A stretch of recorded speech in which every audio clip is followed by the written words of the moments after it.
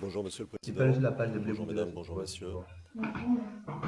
L'équipe de défense est composée de Jennifer Naouri, qui est à côté de Laurent Gbagbo, derrière moi du professeur Jacobs, de Fiona Gantré, assistante juridique, Galadriel Marché, case manager, et Angèle Jean-Georges, case manager, et quant à moi, je suis Emmanuel Eltit, avocat principal de Laurent Gbagbo.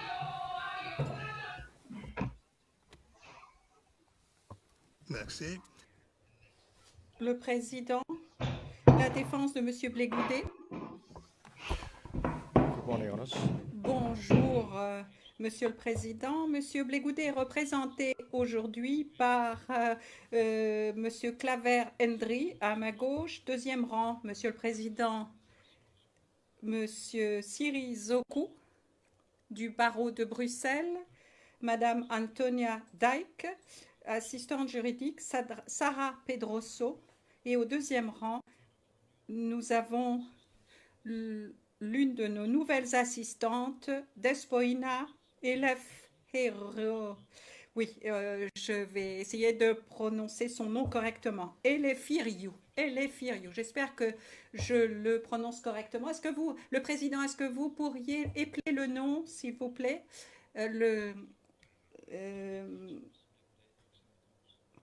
Maître Knops, je pourrais envoyer l'orthographe du nom de Maître Eleferiou tout à l'heure pour gagner du temps, et je suis Maître Knops. Le président. Et pour le compte-rendu, je constate que messieurs Gbagbo et Blégoudet sont présents dans la salle d'audience. Le bureau du Conseil public pour les victimes, les victimes sont représentées par le bureau du Conseil public pour les victimes, Madame Peña Ana, et je suis Paulina Massida, conseil principal. Le président, merci beaucoup. Et puis maintenant, nous prenons les représentants du gouvernement de Côte d'Ivoire. Bonjour Monsieur le Président, Mesdames, Messieurs les juges. Le gouvernement de Côte d'Ivoire est représenté à votre audience par Maître Mignard, Maître Blard, avocat au barreau de Paris, et moi-même, avocat au barreau de Paris, et Maître Mamadou Koné et Maître Abdoulaye Maïté, avocat au barreau d'Abidjan. Je vous remercie, Monsieur le Président. Thank you. Le président, merci beaucoup. Nous avons également le bureau du greffier, le greffe.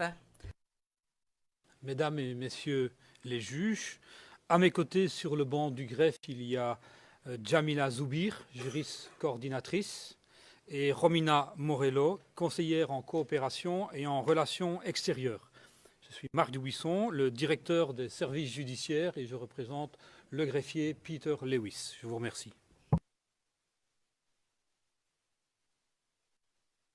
Thank you very much. Le président, merci beaucoup. Je crois que nous avons entendu tout le monde. Merci. La Chambre d'appel est réunie pour entendre les arguments oraux dans la requête de M. Gbagbo en date du 7 octobre 2019, demandant à la Chambre d'appel de reconsidérer une décision précédente que j'appellerai ici la requête en reconsidération. Je vais donner un résumé de la procédure jusqu'à aujourd'hui. Par un arrêt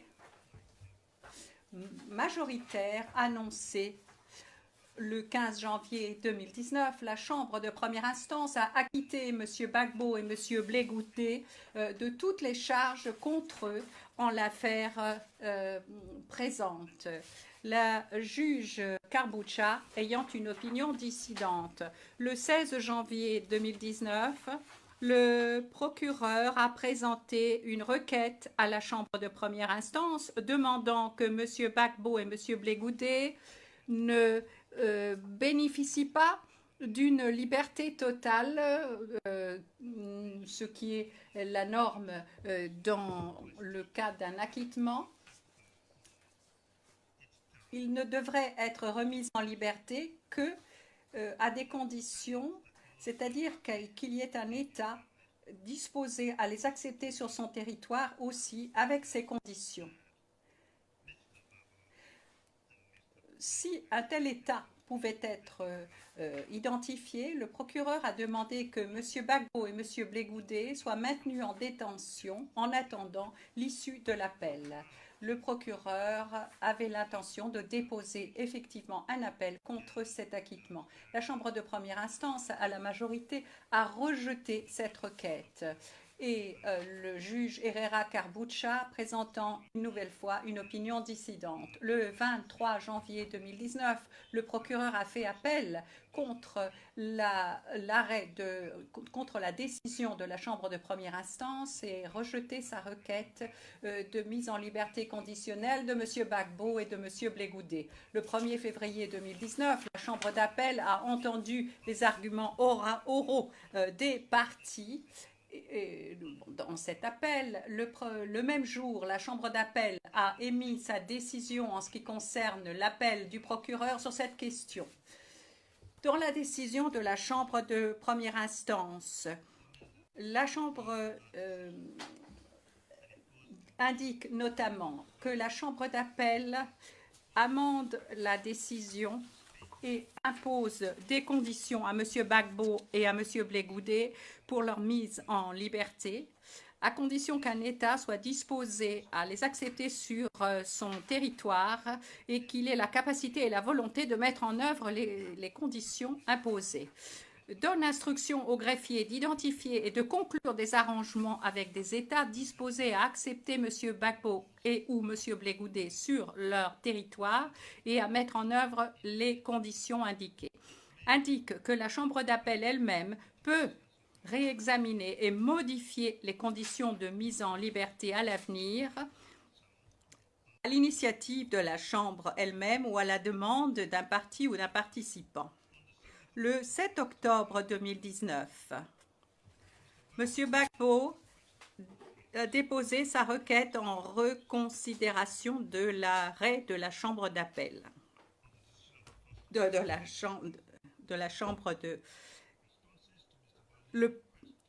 Les réponses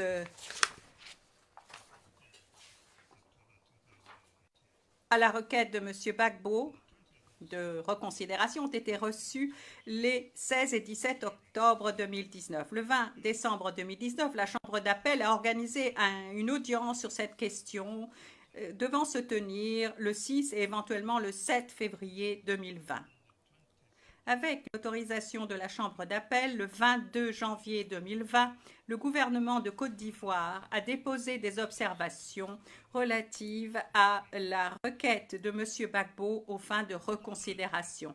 Le 30 janvier 2020, la Chambre d'appel a rendu une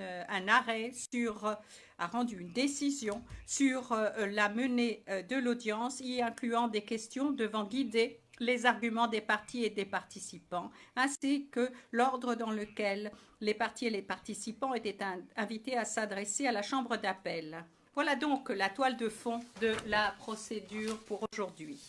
S'agissant du déroulement des débats, il est rappelé que dans la décision sur le déroulement de l'audience, la Chambre d'appel a indiqué à la fois l'ordre et le temps imparti aux parties et aux participants pour s'adresser à la Chambre d'appel. Les débats seront donc menés conformément à cet ordre du jour. Avant que je n'écoute les conseils, je voudrais présenter aux parties et aux participants un certain nombre de modalités de cette audience. Lorsqu'ils s'adressent à la Chambre, les parties et les participants sont invités à se référer aux questions indiquées dans la décision sur la menée de la procédure. Ils sont libres de s'adresser ou d'évoquer ces questions de la manière qu'ils jugent la plus appropriée. Ils doivent respecter dans leur présentation les délais impartis. Le greffier d'audience surveillera l'horloge et fera un signe aux parties ou aux participants 5 minutes avant la fin de son temps de parole. Nous aurons 3 sessions brèves prévoyant du temps pour les questions des juges qui pourront être posées à n'importe quel moment. Sans plus attendre, je vais maintenant vous donner lecture des questions qui ont été proposées aux parties et aux participants. Premièrement, dans quelles circonstances est-ce que la Chambre d'appel peut reconsidérer ces arrêts prononcés en application de la règle 158 du règlement de procédure et de preuve? B. Si la Chambre d'appel peut reconsidérer ces arrêts prononcés en application de la règle 158, quelle est la norme applicable? Au-delà de cette question de reconsidération, est-ce qu'il y a d'autres raisons pour que la Chambre d'appel puisse réexaminer et révoquer les conditions de la remise en liberté fixées dans l'arrêt du 1er février 2019? D. Est-ce que la mesure sollicitée par le procureur dans son mémoire en appel, dans l'appel principal contre l'acquittement de M. Gbagbo et de M. Blé-Goudé, c'est-à-dire une déclaration d'un vice de procédure dans le procès, est-ce que cela a une incidence sur le maintien des conditions imposées à la mise en liberté dans cet arrêt?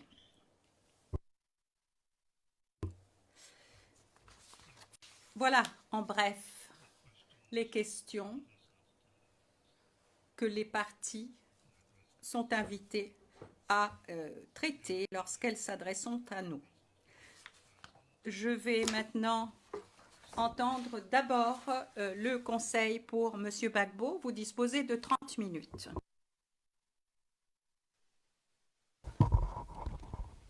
Merci, Monsieur le Président. Monsieur le Président, Mesdames, Messieurs, c'est le professeur Jacobs qui va s'adresser à la Chambre sur ces questions.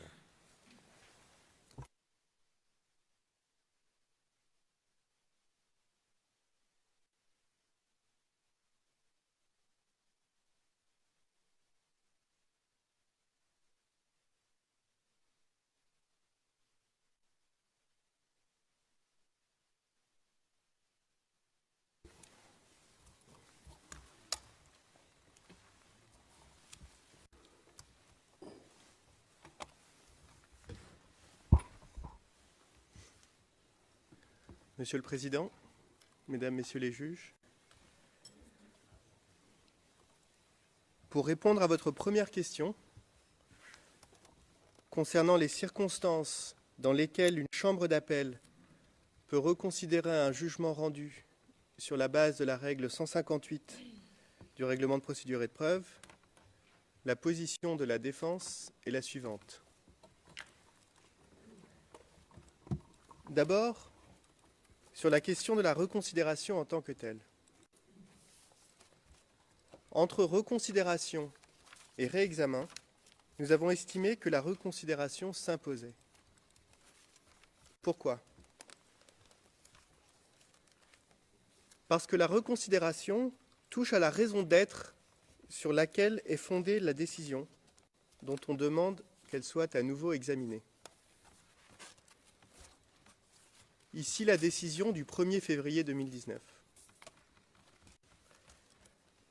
Tandis que le réexamen touche aux modalités, non à sa raison d'être. Or, c'est bien la raison d'être des restrictions imposées à la liberté de Laurent Gbagbo que nous avons discuté dans notre requête du 7 octobre 2019.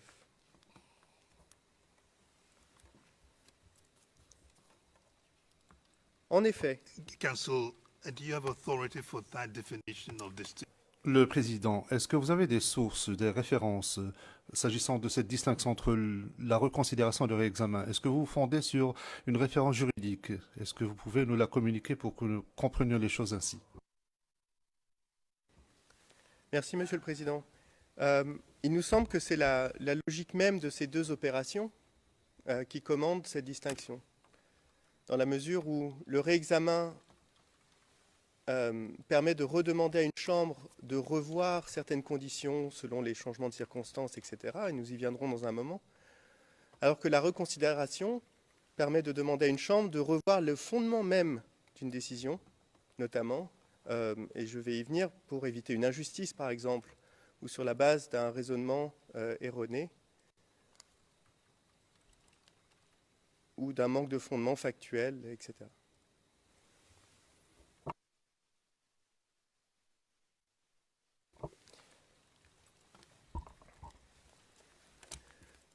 La défense estime donc que sur le principe, il ne peut être imposé de restriction à la liberté d'une personne acquittée, qui doit pouvoir exercer l'intégralité de ses droits, y compris ses droits civils et politiques. Ce principe est reconnu par toutes les juridictions internationales des droits de l'homme. Par exemple, la CEDH, dans son arrêt L'Habitat de 2000, et je cite le paragraphe 171 de cet arrêt, a estimé que la détention justifiée au sens de l'article 5, paragraphe 1c, prend fin le jour où il est statué sur le bien fondé de l'accusation. Et que par conséquent, la détention d'un individu après son acquittement ne saurait plus être couverte par ladite disposition. Fin de citation.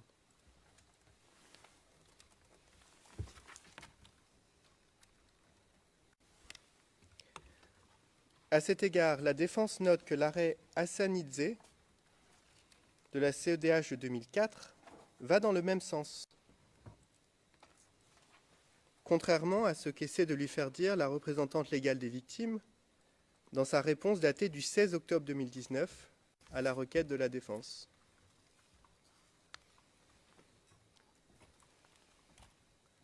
En effet, la représentante légale des victimes affirme, sur la base de cet arrêt, qu'il suffirait qu'une décision de justice existe pour qu'une restriction de liberté imposée à une personne acquittée soit légale. Et je vous renvoie au paragraphe 37 de l'écriture 1278 de la représentante légale des victimes.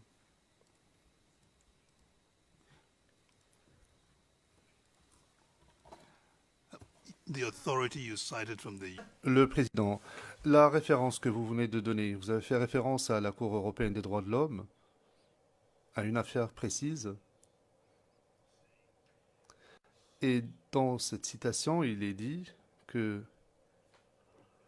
la détention cesse d'être valide dès lors que est prononcé l'acquittement. Or, M. Gbagbo n'est pas en détention. Est-ce que vous voyez une différence entre les deux?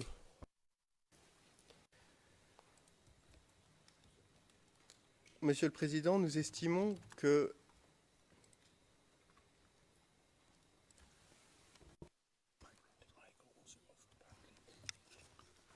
okay, I was told that I had not activated my microphone. On me dit que je n'avais pas activé mon microphone. Merci. Merci à mon collègue. Donc ma question était la suivante. Vous avez cité une référence, celle de la Cour européenne des droits de l'homme. Or, cette citation porte sur la détention d'une personne acquittée. Or, M. Gbagbo n'est pas en détention. Est-ce que cette référence est toujours d'actualité? Est-ce qu'elle s'applique en l'espèce? Merci, Monsieur le Président. Nous estimons que la jurisprudence de la CEDH peut être appliquée à toute mesure restrictive de liberté imposée à une personne acquittée. Et que le principe est clair, une personne acquittée est mise en liberté immédiate en l'absence de toute raison, par exemple liée à d'autres affaires en cours, ou c'est ce que la jurisprudence dit. Mais en lien, une fois qu'une personne est acquittée, il n'existe aucune base juridique d'imposer des mesures restrictives à sa liberté, qui vont de la détention à des conditions de mise en liberté. C'est notre compréhension de la jurisprudence, Monsieur le Président.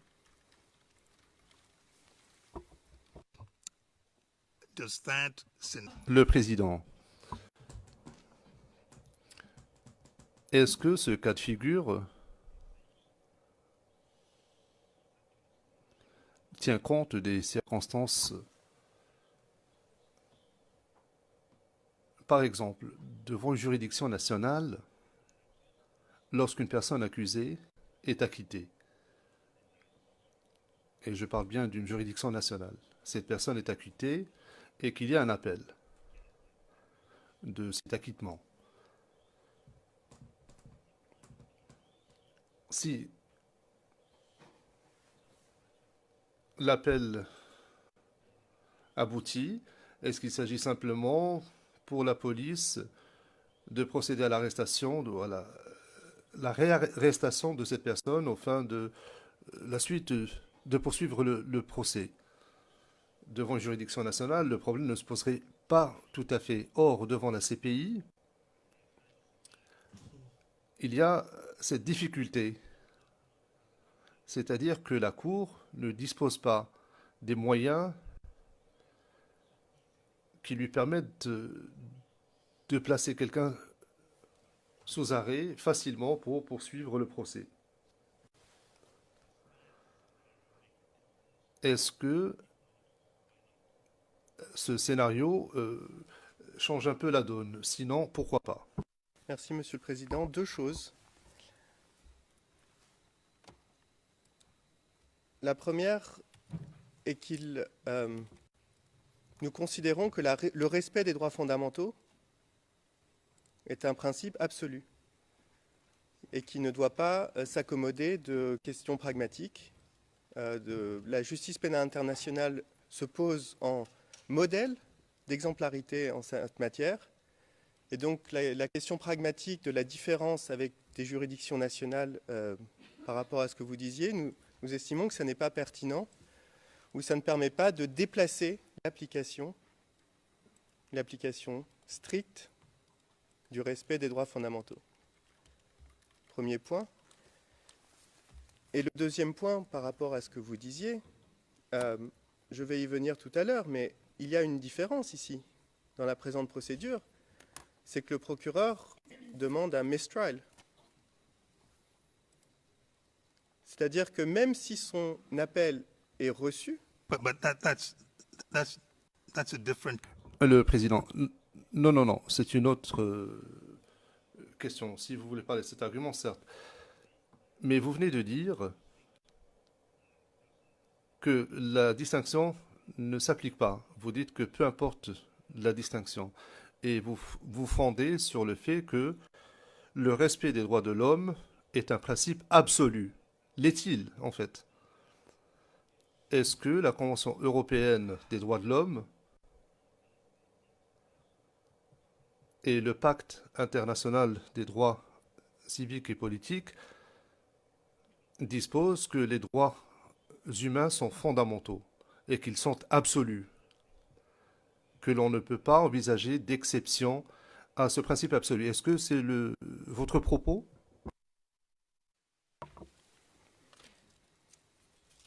Alors qu'il existe des possibilités dans les traités des droits de l'homme d'opérer des dérogations, par exemple, de certains droits. On ne va pas rentrer dans cette discussion aujourd'hui, mais c'est une possibilité technique. Certains droits sont non dérogeables dans les conventions internationales. Mais pour répondre... But that's exactly where we are. Le Président interrompt. C'est justement la situation dans laquelle nous nous trouvons. Nous souhaitons examiner les limites de ces libertés. Est-ce que d'autres considérations peuvent être prises en compte? Est-ce que d'autres considérations peuvent être tout aussi valides? Mais vous dites que vous ne voulez pas parler de cela. Or, c'est là où nous nous trouvons maintenant. Simple à votre question, la réponse est non.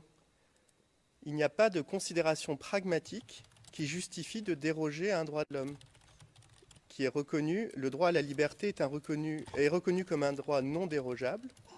Le fait qu'il puisse y avoir des difficultés pragmatiques au niveau de la justice internationale ne justifie pas de déroger à un droit fondamental d'un individu. Et si vous me permettez, je voudrais rappeler que la Cour suprême du Kosovo... Now, first, I do not know whether there has been misinterpretation. Le Président, je ne sais pas s'il y a eu un problème d'interprétation. Je n'ai pas dit des considérations pragmatiques, j'ai dit d'autres considérations. le Président, j'ai moi-même utilisé le terme pragmatique puisque vous souleviez, pour moi, ce que je considérais être une question pragmatique de la réarrestation d'une personne, par opposition à un problème de principe. Donc, comme je disais, la Cour suprême du Kosovo a elle-même, par rapport au tribunal spécial pour le Kosovo, qui est une juridiction hybride internationale, le 26 avril dernier, a refusé d'adopter une disposition identique à l'article 81.3 CI du statut de Rome, sur la base du fait que cette disposition était contraire, 1, à la Constitution du Kosovo, et 2, à la jurisprudence internationale des droits de l'homme. C'est donc un tribunal international a considéré que même dans les circonstances que vous décriviez, il n'était pas possible d'imposer des restrictions à la liberté d'une personne acquittée.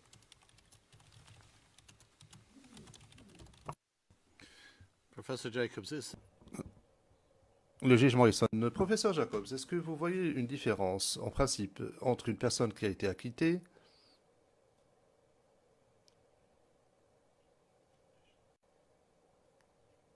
et qui a suivi une procédure judiciaire, qui a fait l'objet d'une procédure? Cette personne était accusée d'avoir commis des crimes, mais cette personne est néanmoins considérée comme étant innocente, étant donné l'existence du principe de la présomption d'innocence. Alors, comme vous le savez, nous avons, de manière constante et systématique, demandé la liberté du président Gbagbo, de Laurent Gbagbo, pendant le procès, justement pour respecter la présomption d'innocence et son droit à la liberté, comme un principe, même pendant les poursuites. Donc ça, c'est le point de départ, le droit à la liberté, qui existe aussi pendant le procès. Nous sommes une étape plus loin. L'acquittement par le tribunal de poursuite. dealing with it as a matter of principle. Mais je parle de la question de principe. La réalité est que dans bien des cas, dans l'attente d'un procès, il y a cette présomption d'innocence. Et ce jusqu'à l'issue du procès, dans le respect du principe du droit du procès équitable. Mais souvent, cette personne est assujettie à des mesures restrictives de liberté. Par exemple, elle doit remettre son passeport aux autorités policières ou se présenter à un poste de police régulièrement, à un commissariat, pour démontrer qu'il ne veut pas se soustraire à la justice. C'est donc quelque chose qui arrive régulièrement. Or, cette personne est néanmoins considérée comme étant innocente jusqu'à preuve du contraire. Merci, monsieur le juge. Effectivement, ces circonstances existent, sachant, il est important de le rappeler, que ces mesures ne peuvent être imposées que s'il existe des risques identifiés, concrets, matériels, démontrés, pour déplacer ce qui est la règle, c'est-à-dire la liberté, même pendant le procès. Et encore une fois, l'acquittement change la situation, change radicalement la situation pour nous. Et c'est bien ce qui ressort de la jurisprudence, notamment des droits de l'homme, qui dit qu'une fois que la personne est acquittée, il n'existe plus de base juridique dans la Convention pour imposer des mesures restrictives de liberté. Ce qui n'est pas le cas pendant le procès. Is public Le juge président. L'ordre public est-il une considération valide pour limiter les droits de l'homme?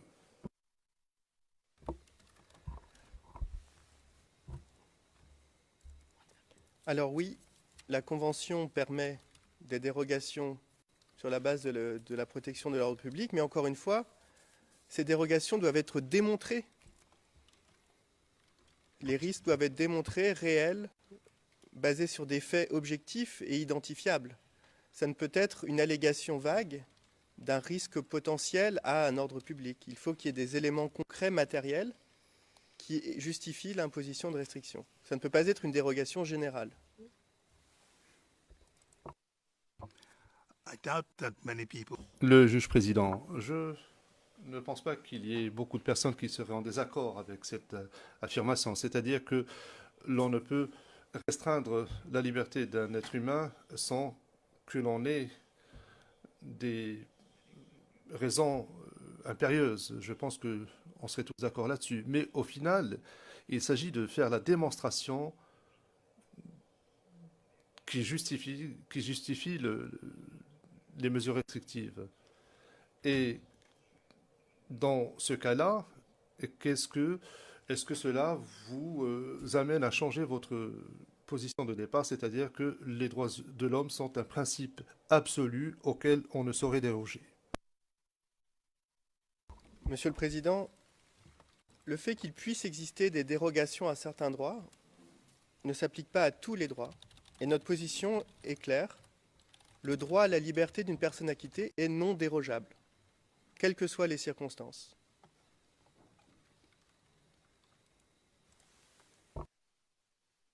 You may proceed. Le président veut poursuivre.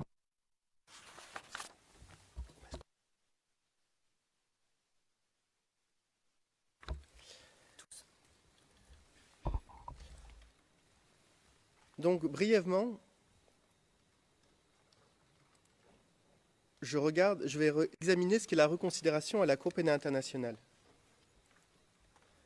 Il est de jurisprudence constante devant cette Cour que la reconsidération est possible si une erreur manifeste de raisonnement a été démontrée ou si elle est nécessaire pour prévenir une injustice.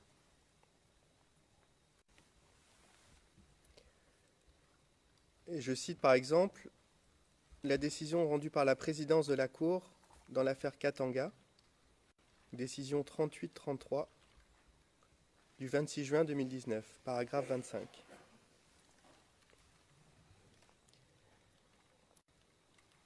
Il a été aussi posé par cette Cour qu'une chambre peut reconsidérer ses propres décisions dans les circonstances où elles sont manifestement mal fondées et si leurs conséquences sont manifestement insatisfaisantes.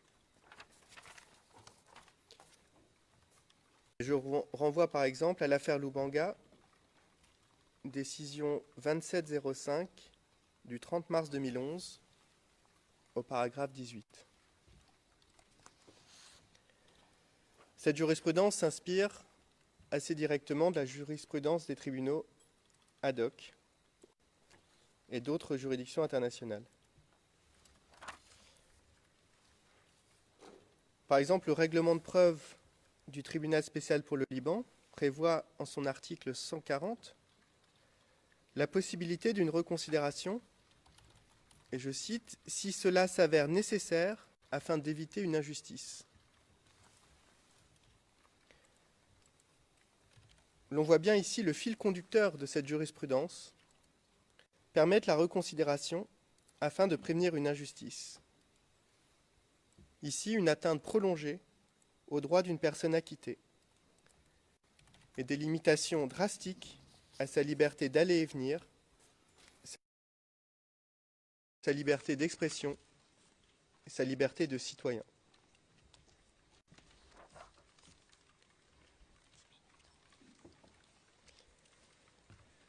Il est important aussi de noter que l'atteinte au droit n'est pas figée une fois pour toutes. Elle est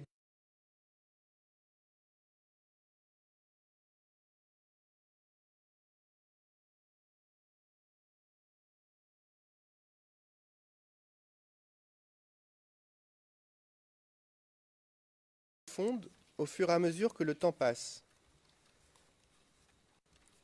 puisque les atteintes provisoires au droit de l'acquitté se transforment en amputation.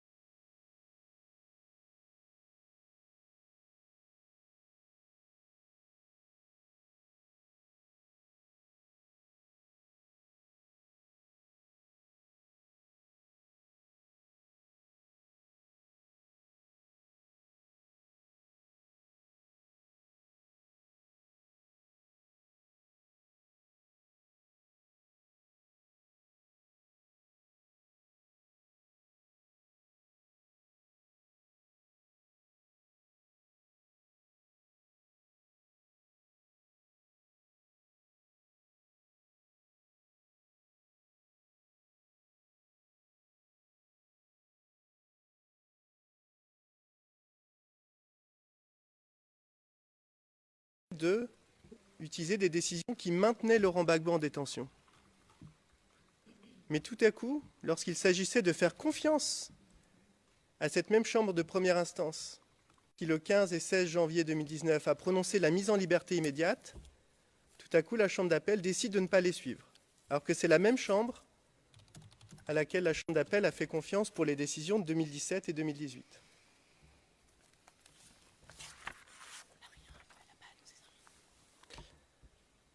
Donc pour nous, les erreurs tant factuelles que juridiques que nous avons identifiées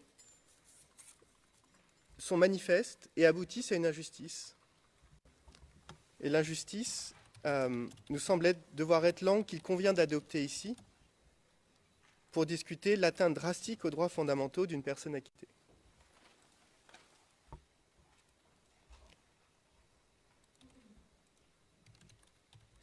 J'en viens maintenant à votre question C.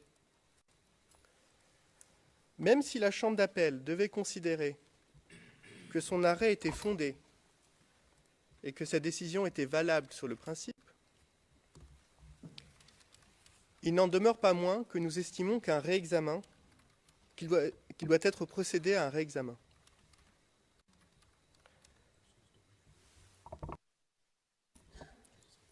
Donc réexamen au sens de review.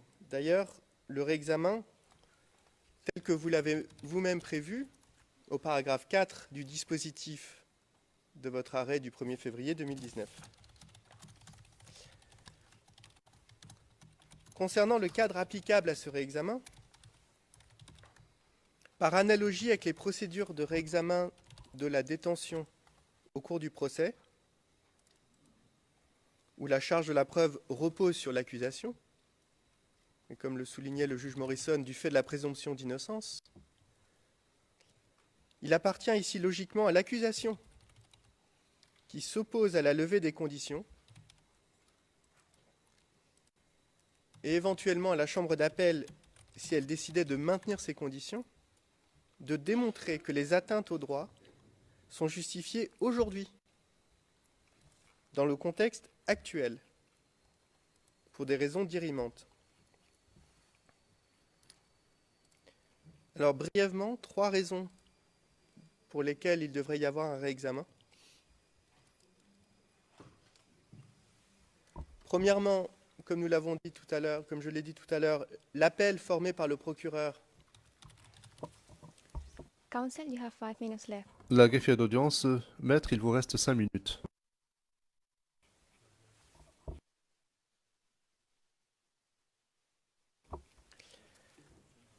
Donc premièrement, comme nous le disions tout à l'heure, l'appel du procureur constitue pour nous un fait nouveau, puisque avec l'appel, les atteintes aux droits de Laurent Gbagbo s'accentuent du fait du temps passé. Deuxièmement, il convient que la Chambre d'appel explique concrètement et matériellement sur quelle base factuelle elle se fonderait pour décider de l'imposition de restrictions à la liberté de Laurent Gbagbo aujourd'hui. Et comme nous l'avons déjà dit, il ne suffit pas de renvoyer à des décisions antérieures, maintenant vieilles de parfois 3 ans. Pour nous, en l'absence de tout élément actuel, pertinent, présenté devant la Chambre d'appel, puisque le procureur, dans sa réponse datée du 18 octobre 2019, n'a apporté aucun élément concret ou nouveau permettant de justifier une restriction de la liberté, la seule issue logique est d'abandonner toutes les conditions restrictives de liberté.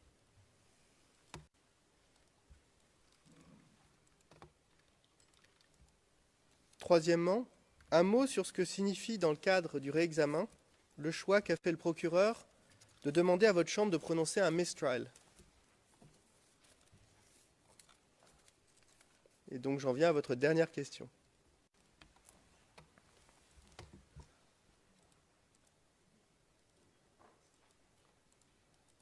Would it be fair then? Le juge président, serait-il permis de dire alors que la question relative à la facilité de réexamen plutôt que de parler de reconsidération sur la base de l'existence d'une erreur manifeste. Est-ce que l'on pourrait dire qu'une décision initiale qui semblait peut-être être justifiée à l'époque, avec le passage du temps, s'est révélée peut-être viciée? Est-ce que ce serait une façon de corriger la situation? Si on optait pour le réexamen, est-ce que c'est une façon envisageable pour vous? Président, nous estimons que sous l'angle du réexamen, il est tout à fait possible pour votre Chambre de revenir sur les conditions que vous avez décidées le 1er février 2019 et que c'est une voie juridique tout à fait possible, ouverte à votre Chambre et justifiée ici. Donc, en ce qui concerne le mistrial, pour nous, cette demande de la part du procureur change évidemment les choses de manière importante. Parce qu'en l'état actuel des demandes des parties, de deux choses l'une, soit votre Chambre n'accueille pas la demande du procureur, et alors le procès s'arrête. Et Laurent Gbagbo aura vu ses droits fondamentaux affectés pour rien. Soit votre Chambre accueille la demande en mistrial du procureur, et dans ce cas-là, la procédure serait tout simplement terminée, puisque le procureur ne demande à ce stade ni le renvoi à la Chambre de première instance, ni la tenue d'un nouveau procès. Et donc, dans ce cas aussi, de la même manière, Laurent Gbagbo aura vu ses droits affectés pour rien. D'ailleurs, dans sa réponse du 17 octobre 2019, le procureur avance que sa demande en mistrial ne change rien à l'imposition de conditions. Cette position est difficilement compréhensible parce que si le procureur lui-même ne demande pas la poursuite du procès à l'issue de l'appel, qu'est-ce qui justifierait que la liberté de Laurent Gbagbo soit restreinte pendant l'appel?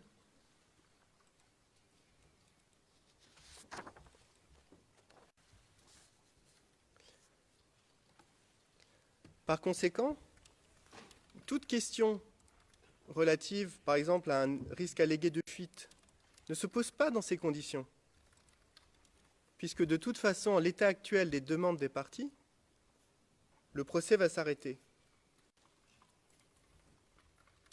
Pour le dire simplement, il n'y a rien à fuir pour Laurent Gbagbo.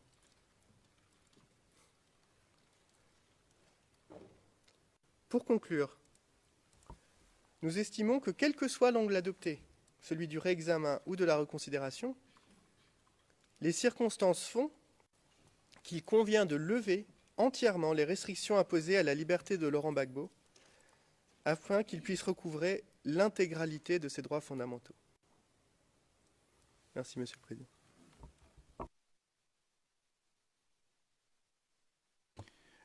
Le juge président, merci infiniment, maître.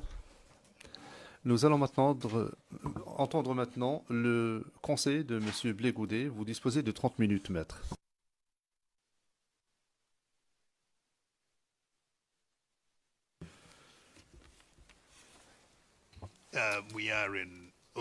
Nous sommes en audience publique. Je le dis pour votre gouverne. Maître Knops, merci. Mesdames, Messieurs les juges, bonjour. Nous allons tout d'abord répondre à votre première et deuxième question d'un point de vue parfaitement théorique. Surtout au vu du fait que le cadre statutaire de la Cour ne donne pas beaucoup de conseils quant à ce qui pourrait se passer en matière de reconsidération d'arrêt. Il est évident que le cadre de la CPI n'exclut pas les pouvoirs inhérents de la Chambre d'appel qui est de revenir, de reconsidérer ces décisions aux fins d'éviter toute injustice. Et je laisse de côté, là, bien sûr, la question de savoir s'il y avait bel et bien une injustice, puisque nous allons uniquement formuler nos arguments de façon hypothétique. Nous considérons donc que les principes de reconsidération, d'arrêt, de jugement de la Chambre de première instance de la CPI pourraient s'appliquer mutatis mutandis aux chambres d'appel. D'ailleurs, devant les tribunaux ad hoc, on reconsidère très souvent des arrêts. Et vous pourriez peut-être vous pencher sur cette jurisprudence pour savoir exactement quel serait le test à appliquer en l'espèce. Mais voyons un peu d'abord ce que dicte la jurisprudence de la CPI. Et après, je vous donnerai quelques exemples de la jurisprudence des tribunaux ad hoc à propos de ce sujet qui est la reconsidération d'arrêt. Donc, parlons des précédents ici à la CPI, décision du 1er octobre 2019. Il s'agit de notre première pièce dans notre liste de nos sources. Il s'agit de l'affaire procureur contre Ntaganda. Et la Chambre d'appel a rendu sa décision sur une demande de reconsidération de la défense à propos d'une des décisions de cette Chambre qui portait sur une ordonnance pour prolongation du délai et de la limite des pages. Eh bien, la Chambre d'appel n'a pas utilisé cette possibilité pour expliquer exactement quelles étaient les circonstances dans lesquelles on pouvait en effet demander une reconsidération au niveau des appels, mais a quand même fait droit, en partie en tout cas, à la requête de la défense. Et le texte qui a été utilisé par la Chambre d'appel et qui avait été présenté par la défense et qui avait été d'ailleurs formulé par la Chambre de première instance 4 en septembre 2018 pour la première fois, test selon lequel ce serait la Chambre de première instance qui aurait le pouvoir discrétionnaire inhérent de reconsidérer ses décisions aux fins d'éviter une injustice, paragraphe 4 à nouveau. Alors je ne rentre pas bien sûr dans le vif du sujet, hein, je ne suis pas en train de vous dire si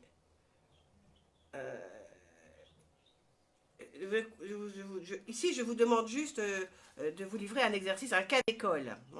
Donc la Chambre d'appel a exercé à ce moment-là sa discrétion inhérente qui est de s'écarter de sa décision précédente et ce, uniquement de façon exceptionnelle. Et là, la Chambre d'appel a pris en compte les éléments de la défense qui avaient démontré qu'une reconsidération éviterait en effet une injustice. La Chambre d'appel a rejeté la partie de la requête où elle a considéré que la défense Ntaganda ne voulait juste que s'acharner pour reprendre des arguments qui avaient déjà été présentés. Alors, cette décision de la Chambre d'appel, cet arrêt de la Chambre d'appel en Ntaganda, qu'est-ce qu'il nous dit? Il est très récent d'ailleurs.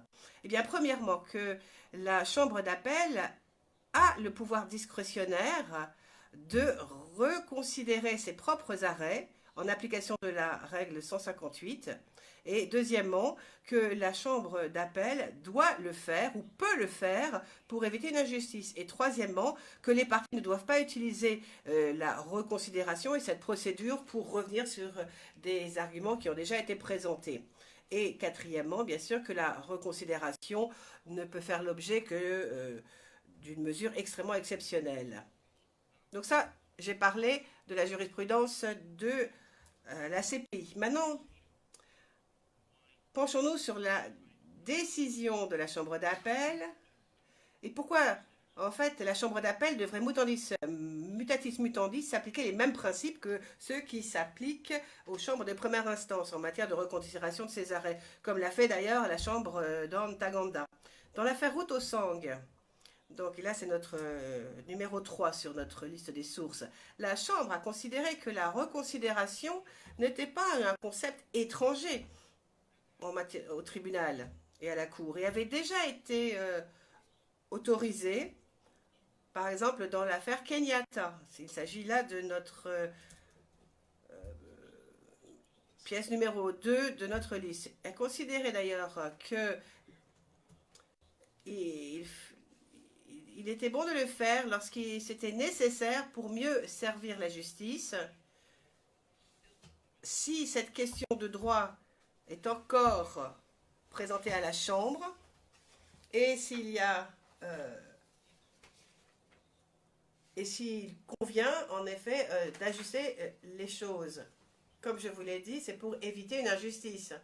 Et d'ailleurs, de votre propre bouche, Monsieur le Président, dans cette affaire, l'affaire du Kenya, Ruto Sang, et je cite vos propos. Il s'agit de la décision Ruto Sang, paragraphe 87, et je cite. La Chambre de première instance ne devrait pas avoir peur, ne devrait pas être intimidée lorsqu'elle doit revenir sur un point de droit que la Chambre avait précédemment négligé et peut donc ajuster et affiner ses décisions précédentes. Et toujours de votre bouche, Monsieur le Président, vous aviez dit, et je vous cite, on peut quand même imaginer qu'une Chambre puisse ne pas avoir tiré les bonnes conclusions dès le départ.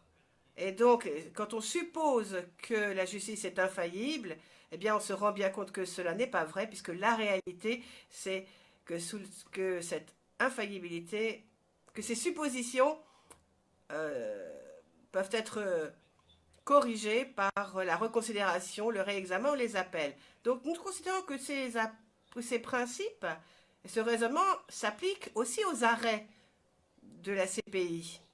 Et c'est d'ailleurs la logique implicite que l'on trouve dans l'arrêt Ntaganda, lorsque la Chambre d'appel a fait droit en partie à la demande de reconsidération de la défense. Maintenant, parlons des questions A et B.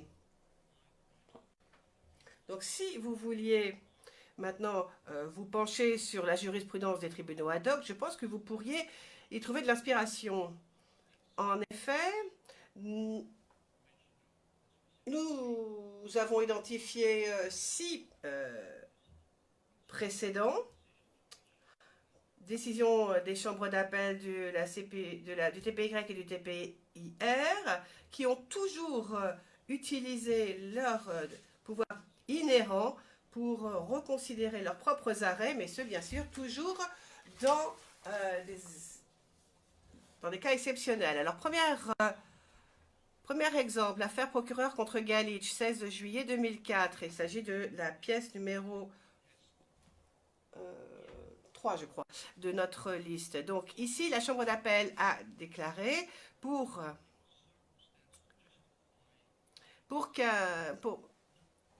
que l'appel réussisse et qu'on obtienne une reconsidération, il faut que l'appelant convainque la Chambre d'appel de l'existence d'une erreur de raisonnement manifeste dans la décision ou de discussion ou de circonstances particulières qui justifieraient une reconsidération afin d'éviter l'injustice. Là, je vais revenir sur ce qu'a dit Maître Jacob aux réponses des juges. Tout d'abord, y a-t-il une différence entre un acquittement d'un côté, et une personne qui n'a pas encore été jugée, mais qui est présumée innocent? Oui, c'est complètement différent, puisque la personne qui a été acquittée, eh bien, elle vit maintenant dans un scénario où il n'y a plus de charge contre cette personne. Alors, l'approche permettant ou interdisant une libération conditionnelle est complètement différente. Lorsqu'un défendeur a été accusé, mais donc est présumé innocent, il est quand même soumis à une procédure judiciaire. Et donc, c'est pour cela qu'on pourrait éventuellement limiter sa liberté. Mais lorsqu'on est dans un scénario où un défendeur a été acquitté, il n'y a plus de charge. Ça paraît évident. Donc, ce test disjonctif doit être remis dans le contexte de notre acquittement que nous avons ici. Il ne s'agit absolument pas ici d'une personne qui a été accusée, qui n'est pas encore jugée. Ensuite, deuxièmement, quant à savoir si, avec le temps, et le fait de l'écoulement du temps fait que, éventuellement, la deuxième branche du test pourrait éventuellement être satisfaite. Non.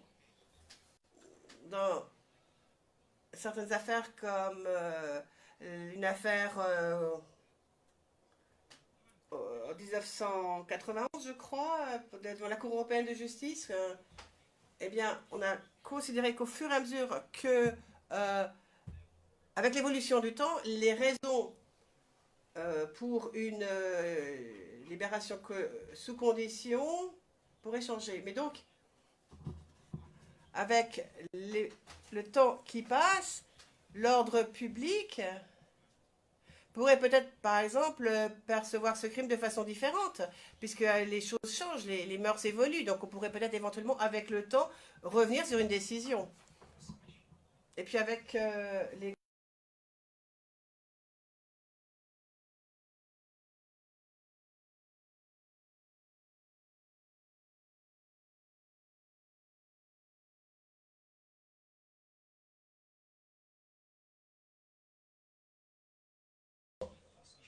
Avec le passage du temps, bien, il se pourrait en effet que l'on considère qu'il y a lieu de reconsidérer une décision. Bon, maintenant je reviens à la jurisprudence du TPY. Le président interrompt. Poursuivez, certes, mais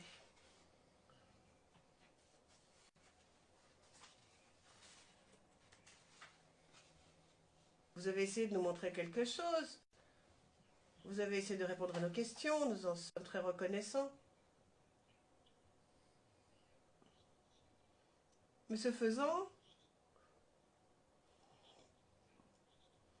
vous avez repris la question des juges, où l'on parlait d'une personne qui est jugée, qui est en instance de procès et présumée innocent, et vous avez bien sûr utilisé cela pour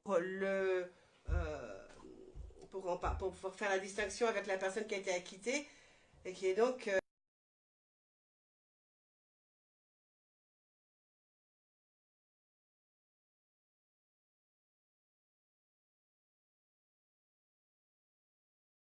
soi-disant maintenant totalement innocent. Donc, mais je vous dis qu'il y avait une différence par rapport, mais je vous dis qu'il y a une différence par rapport à ce que vous avez dit et notre affaire. En effet,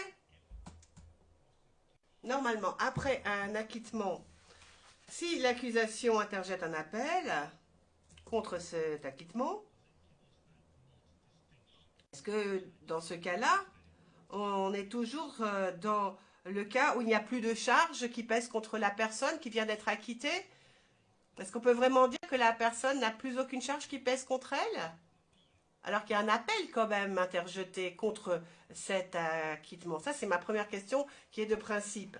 Et deuxièmement, au vu des circonstances de l'espèce, il y a encore une complication, je pense.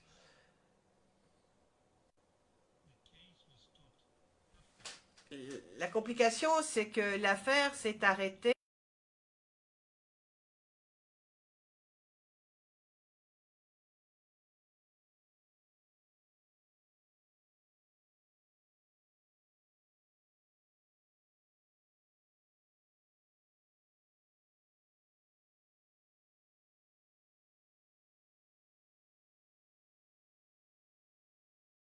distinction que vous avez soulignée existe vraiment? Réponse, écoutez, pour de toute façon, que ce soit un acquittement après un procès complet ou après un procès qui s'est arrêté à mi-chemin avec un NCTA, pour nous, l'acquittement, c'est un acquittement. Et il y a eu donc une détermination manifeste des éléments de preuve présentés devant les juges. Ils ont déterminé que ces charges doivent être rejetées. Oui, mais s'il y a un appel, dit le président. Réponse, il n'empêche, dit maître Knops. On a quand même un scénario où il y a un acquittement. Un acquittement, la personne, c'est pas du tout la même chose qu'une...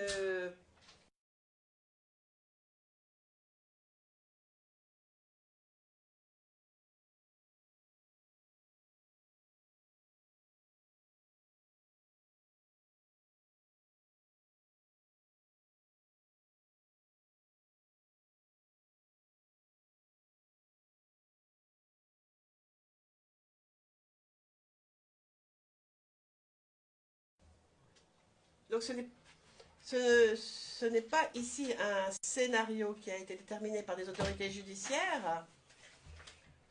Je considère vraiment qu'il n'y a aucune différence.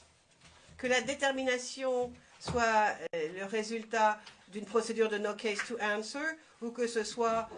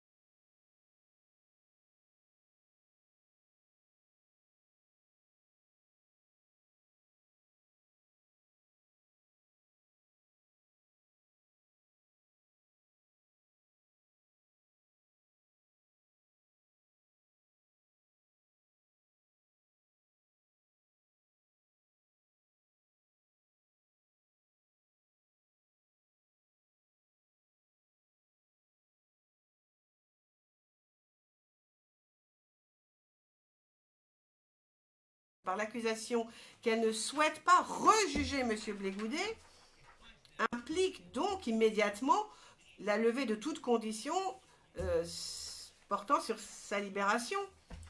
Tout simplement parce que l'article 83.1 c petit i ne s'applique plus. Et je laisse de côté ici, bien sûr, la question qui est de savoir si on peut, si ce mistrial présenté ici devant cette cour au vu des circonstances de M. Blégoudet qui a été acquitté, je le rappelle, pourrait être une base légale servant de recours en l'espèce. Mais c'est à la Chambre d'appel, c'est à vous d'en décider, c'est pas à nous. Hein. Donc, vous avez été quand même confronté avec cette nouvelle circonstance qui n'était pas envisageable le 1er février 2019. Maintenant, question C. Alors là, c'est un peu un dilemme pour vous, à mon avis, parce qu'imaginons que la Chambre anticipe ce recours, le recours que demande l'accusation. Donc, imaginons que vous, Chambre d'appel, êtes d'accord pour envisager ce recours et que vous considériez que c'est de votre pouvoir discrétionnaire de le faire. Donc, utilisons ces hypothèses et disons ainsi que la Chambre, en se basant sur cela, envisage de lever toutes les conditions portant sur les deux accusés. Non, les deux personnes acquittées, je m'excuse. Donc, mais pour M. Blégoudet, à ce moment-là, à cette étape-là, il serait important quand même que la Cour lui impose des mesures qui garantiront son droit à participer à toute procédure d'appel sans aucune interférence d'autorité de son pays. Et pourquoi? Eh bien, comme vous le savez, d'après les pièces que nous avons présentées, le document 8, par exemple, de notre liste de pièces, la Cour de première instance à Abidjan a condamné M. Blégoudet par contumace le 30 décembre 2019 pour exactement, enfin pratiquement les mêmes faits que ceux pour lesquels il a été poursuivi devant cette cour. Il a été condamné donc par contumace à 20 ans de prison, à un bannissement de Côte d'Ivoire de 10 ans, à une limite pendant 10 ans de sa participation à la vie civique et une amende de 200 millions francs CFA. Et tout ça à la suite d'une audience qui a pris moins de 3h30. Le président, oui. Comme je vous l'ai déjà dit, nous sommes en audience publique.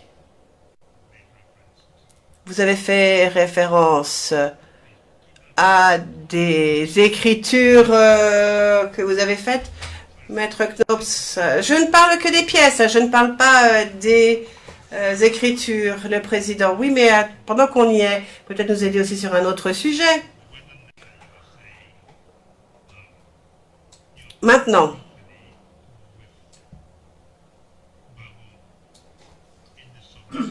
d'après ce que j'ai compris, vous n'êtes plus sur la même ligne que l'équipe Gbagbo, n'est-ce pas? Vous considérez que les circonstances de M. Blégoudet sont différentes de celles de M. Gbagbo? C'est ça que vous nous dites?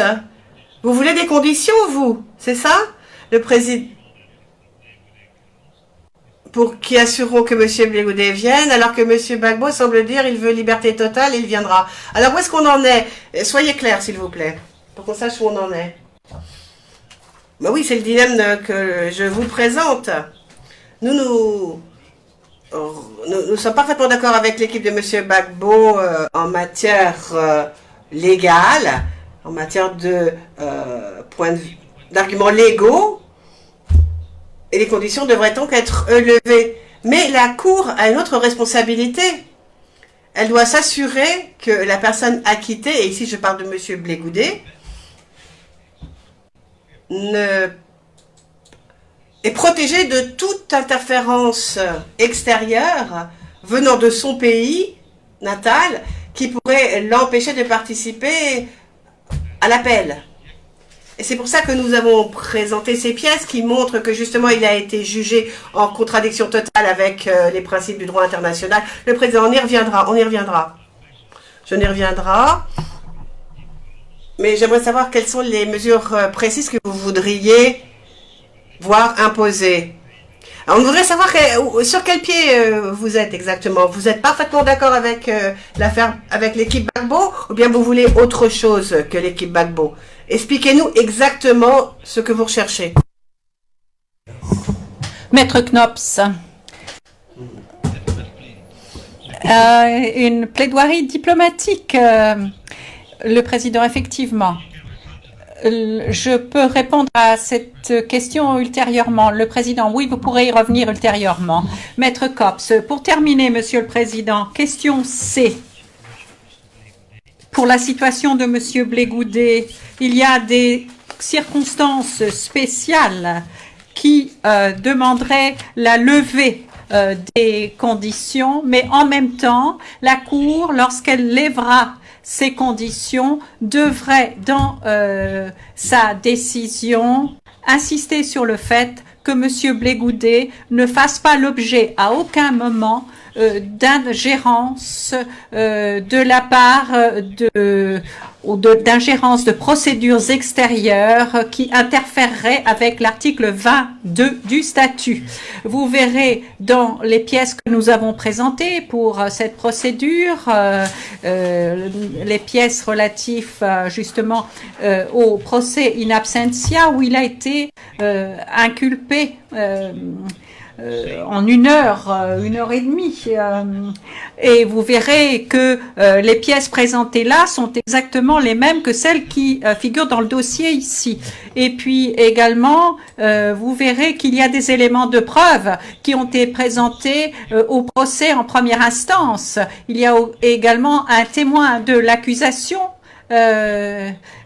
qui a bien déclaré que M. Blé-Goudet avait fait l'objet, avant qu'il n'arrive ici, de traitements inhumains de la part des autorités. Qui m'amène à dire que si la Cour devait lever les conditions, parce que la norme que nous suggérons eh bien, c'est l'existence de circonstances exceptionnelles.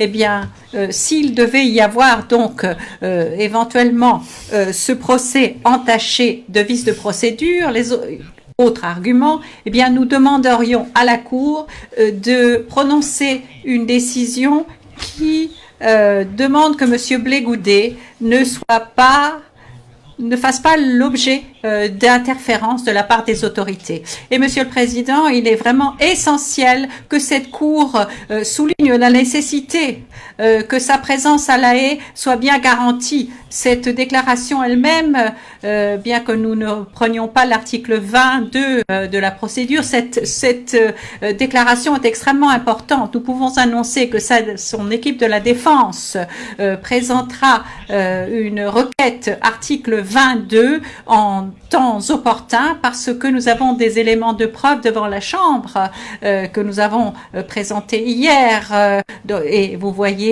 cela dans notre liste de référence, les documents 8 à 12 dans cette liste. Le mandat d'arrêt contre M. Blé-Goudet délivré sur la base de cette condamnation par contumace porte sur les mêmes faits que ceux qui avaient été placés devant la Cour par l'accusation, et le gouvernement ivoirien, en mai 2014, a transféré M. Blé-Goudet pour procès ici. Nous ne pouvons pas avoir tout à la fois. Donc, à la lumière de ce mandat d'arrêt qui a été délivré contre lui, document 12 de notre liste de référence, eh bien, nous clôturons nos arguments cette fois-ci et nous demandons que la Chambre fasse une déclaration que même si les conditions mises à sa liberté étaient levées, eh bien que les autorités nationales ne soient pas autorisées à interférer avec le droit de M. Blé-Goudet de participer à cet appel. Le Président, nous comprenons effectivement ce que vous dites ici. Il doit pouvoir être à La Haye pour participer aux audiences lorsque cela est nécessaire. Maître Knops. Oui, Monsieur le Président. Le Président, merci. Nous allons maintenant nous en tenir là pour le moment. L'accusation, je crois que c'est votre tour. Monsieur Gallmetzer, Je crois que vous souhaitez faire une pause en 10 minutes à peu près, donc je me demande s'il ne vaudrait pas mieux commencer cette pause et que nous commencerions 10 minutes plus tôt. Je crois que vous pouvez commencer, dit le président. Avant cela, j'aimerais soulever une question d'intendance et je demanderai une audience à huis clos partiel pour cela. Le président, huis clos partiel, s'il vous plaît.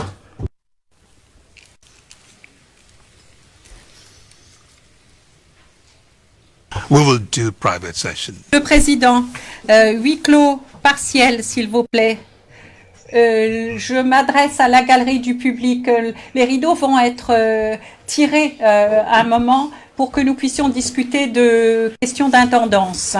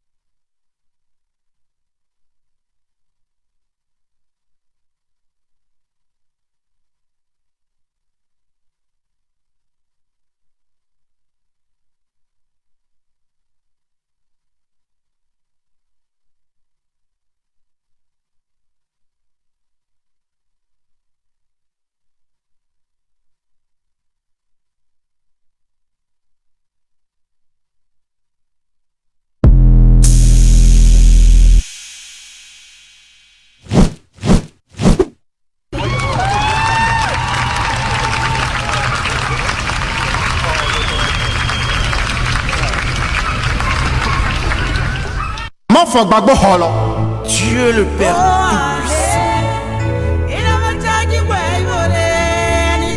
que celui qui n'a jamais péché lui jette la première pierre.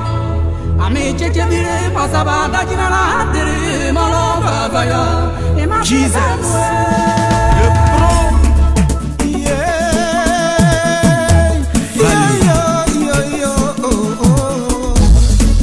le cri de la liberté. On a tout dit, on a tout fait, on a tout créé. Contre le président, il fallait tout inventer. On dit qu'il a détourné tout l'argent de son pays. On dit qu'il a tué les femmes au marché d'Agogo.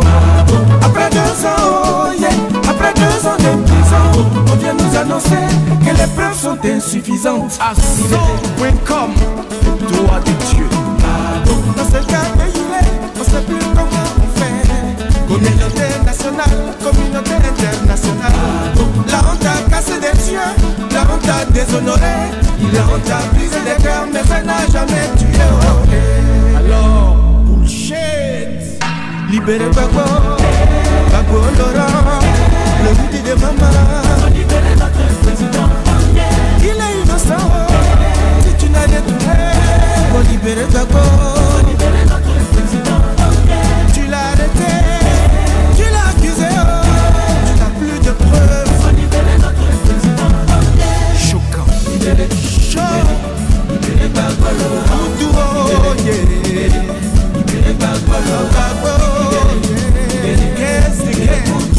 Le colon, où est ta raison?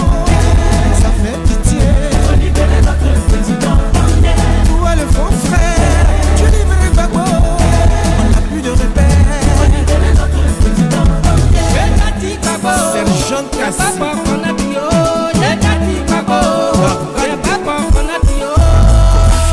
Papa vous a dit qu'il a gagné cette élection.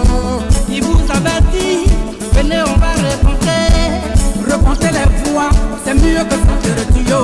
Les kids, pour ça vous avez frappé tout le monde. À la place du dialogue, vous avez choisi la guerre.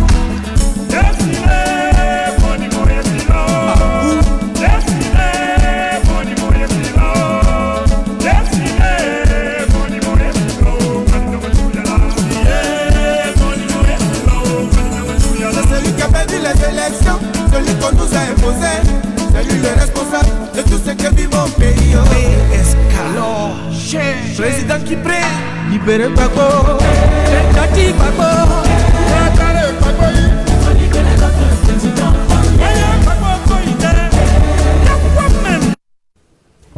We are back in open session, Mr. President.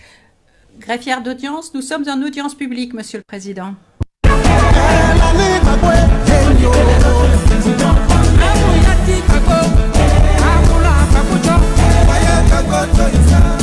Qui nous reste.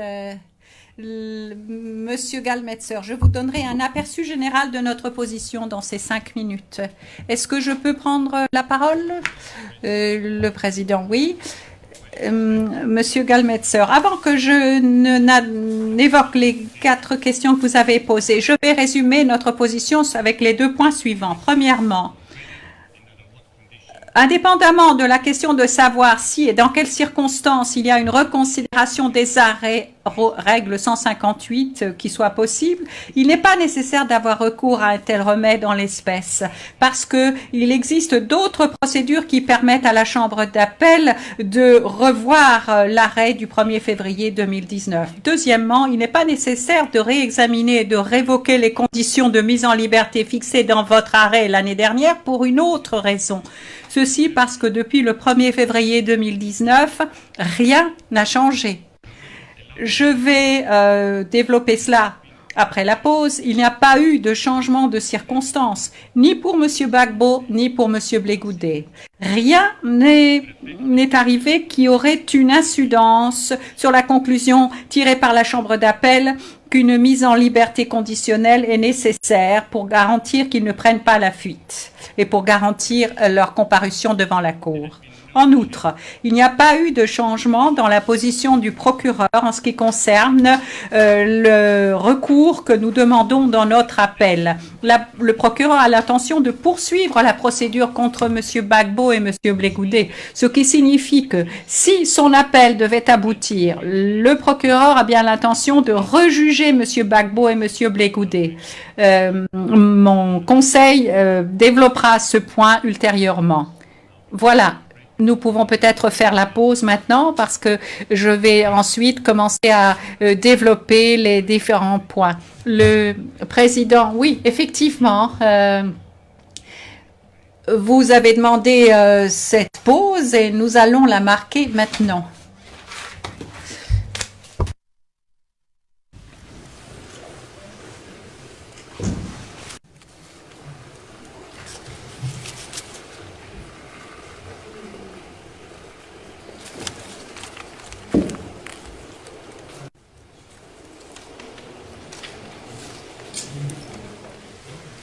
This is all very messy, the way they're conducting this here. Yeah.